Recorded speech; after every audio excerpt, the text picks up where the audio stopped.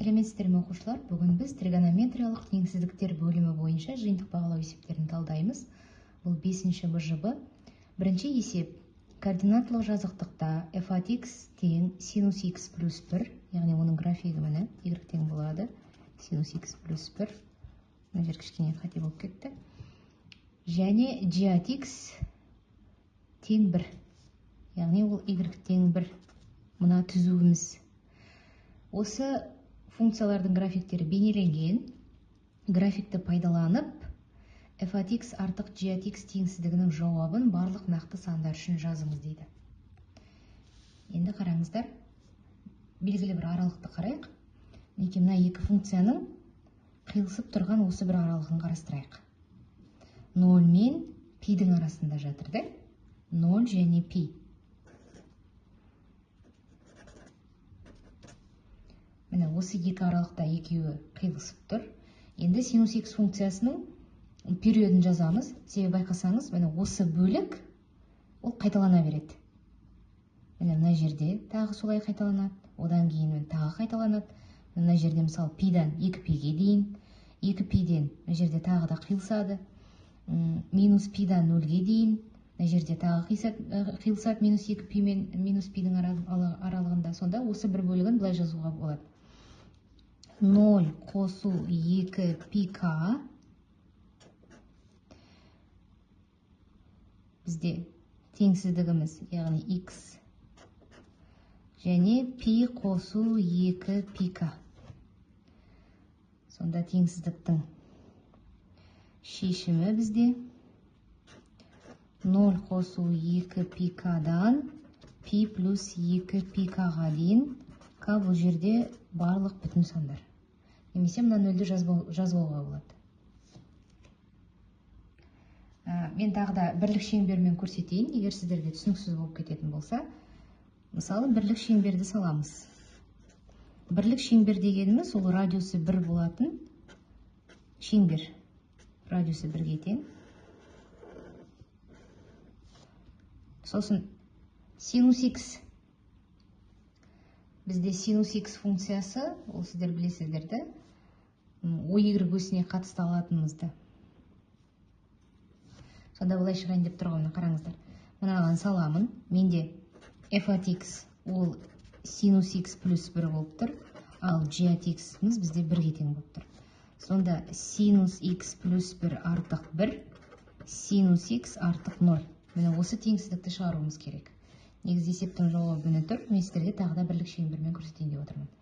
Мына жерде бізде 0, пи бөлу 2, пи, 3пи бөлу 2 және бір толық айналым жасасақ, бізде 2пи, 360 градус. 0, синус x артық 0-ден. Мінекей, артық 0-ден дегеніміз мына жердегі кез келген x-қа, мына жерден 0, y-тің 0 мәні сәйкес келеді. Сонда, мінекей, осы жердегі нүктелер деген сөз. 0-ден үлкен дегеніміз міне осы. Яғни, мысалы, мына жерден бір нүкте алсам, оның y-гі. Мына жерден бір нүкте алсам, оның y-гі тағы солай, мінекей осылай жалғаса береді. Мына жақта да дәл солай. Сонда біздікі 0-ден пиге дейін. Сағат тілі бағытына қарсы жүреміз. 0-ден пиге дейін және оның периодын қосамыз 2пи деп. Яғни 2πk. Немесе мына жерде мына екеуінің бұлай қиылысуын қарасаңыздар да болады. Екінші есеп теңсіздікті шешіңіз. Мынадай теңсіздік берілген бізге. Мен сіздерге қай формуланы қолданатындығымызды жазып қойдым. Синус альфа, косинус бета, косинус альфа, синус бета, яғни екі бұрыштың айырымының синусын береді. Міне осы формулаға жазамыз. Сонда синус пи бөлу 8 азайту x артық 0. Мінекей осындай теңсіздік пайда болады. Мен үнемі тригонометриялық теңсіздікті үйреткен кезде оқушыларға бірлік шеңбермен түсіндіремін. Бірлік шеңберді салып қояйық.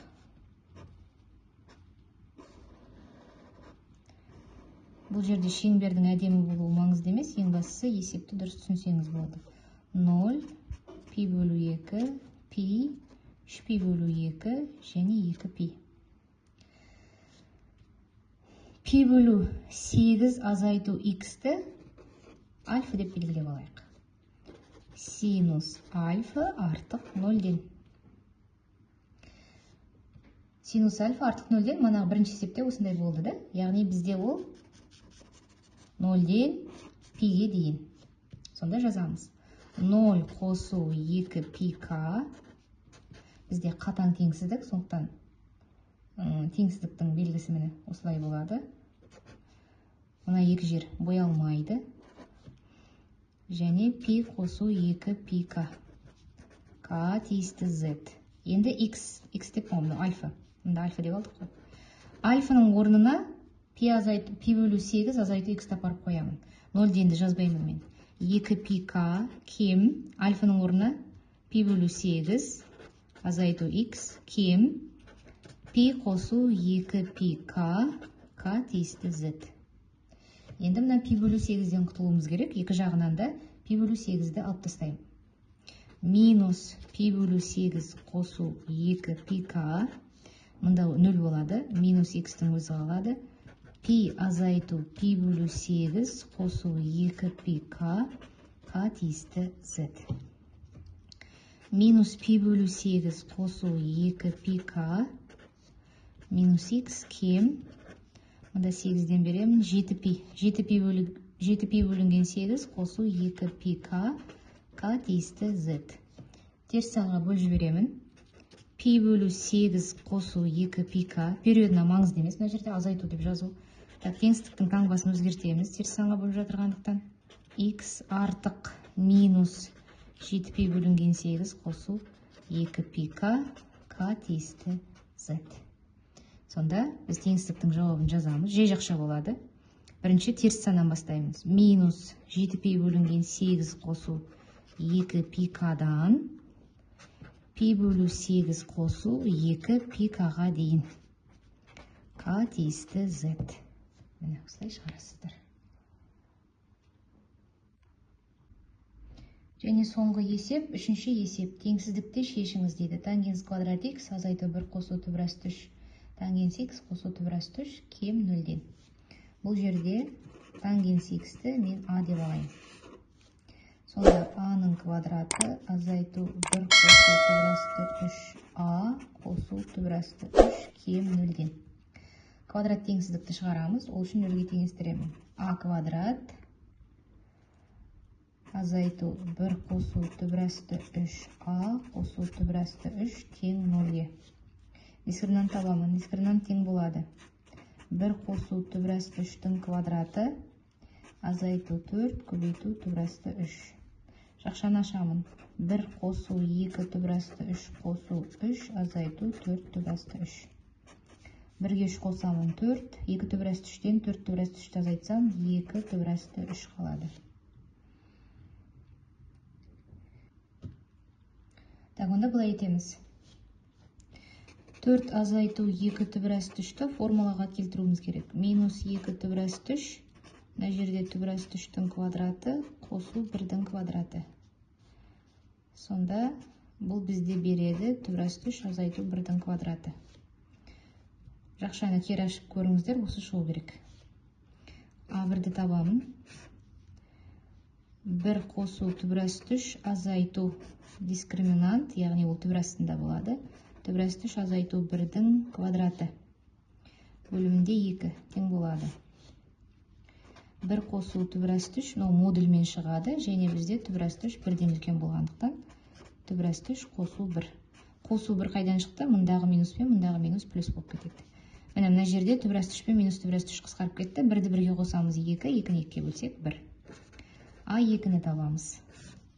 1 қосу түбірасты 3 қосу түбірастында түбірасты 3 азайту 1-дің квадраты бөлу 2. 1 қосу түбірасты 3 қосу түбірасты 3 азайту 1 бөлімінде 2. Енді мына жерде 1 мен минус 1 кетеді. Түбірасты 3-ке түбірасты 3 қосамыз. 2 түбірасты 3, оны 2-ге бөлсек, жай ғана түбірасты 3-тің өзі қалады. Енді біз жаңа квадрат теңсіздік шығардық қой. Аралыққа саламын.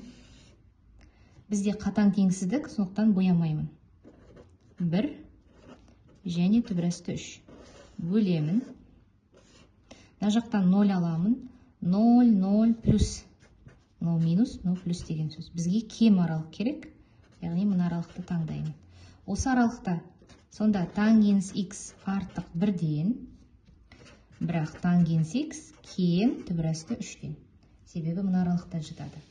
Енді осы теңсіздікті жеке-жеке шығарамыз. Тағы да бірлік шеңбер сызамыз. Тангенс x-тің міне түзуі осылай тангенс x-тікі. Мына жерде 1, мына жерде минус 1. Бұлай тұрады. 0, 0. Тангенс x артық 1-ден дейді. Қараңыздар оқушылар. Демек 1-ден үлкен сандар әр қайсысын бұлай. Міне.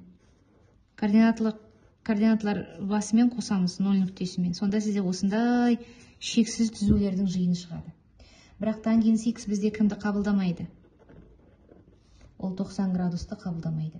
Сондықтан мына жерде қиылысады міне 1-мен. Бірақ 1-ді алмаймыз, себебі 1-ден артық деп тұр. Енді сіздер ойлайсыздар, тангенс неше градуста 1-ге теңеді? Ол 45 градусты, демек мына жер пи бөлінген 4. Сонда біз пи бөлінген 4-тен пи бөлінген 2-ге дейін барамыз. Пи бөлінген 4 қосу пи-к, пи бөлу 2 қосу пи-к. К тиісті z. Ары қарай, бір шешімін жаздық. Енді тангенс x кем түбір асты 3. Ол түсінікті болу үшін мына жерге қайтадан жазайын. Қайтадан бірлік шеңберді сызамын. Тағы да түзуді сызамыз. Мына жер 0, мына жер 1, мына жер минус 1. Түбір асты 3 дегеніміз оқушылар ол шамамен 1,7. Онау 1 болса, мына жер 2, сонда 1,7 шамамен осы. 1,7-мен, яғни түбір асты 3-пен координаталар басын қосасыз. Сосын түбір асты 3-ден кем дейді. Олай болса, міне, мына жердегі кіші нүктелердің барлығы осылай қосыла береді де, сізде осындай тағы да шексіз түзулер шығады. Бірақ мына жерге келгенде тағы да тоқтаймыз. Себебі минус пи бөлінген 2-ні қабылдамайды. Енді біз сағат тілі бағытына қарсы жүретін едік, та? Яғни кіші нүктеден үлкен нүктеге барамыз. Түбір асты 3. Тангенс неше градуста түбір асты 3-ге тең? Пи бөлу 3. Сонда минус пи бөлінген 2-ден пи бөлу 3-ге дейін барамын. Минус пи бөлу 2 қосу пи-н,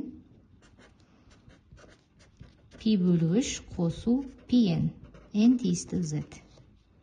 Мінекей, жауабын жазамын. Жай жақша, пи бөлу 4 қосу пи-к, пи-к-дан пи бөлу 2 қосу пи-к-ға дейін к тиісті z. Және минус пи бөлу 2 қосу пи-ннан пи бөлу 3 қосу пи-нға дейін n тиісті z. Мінекей, біз теңсіздігімізді шығардық.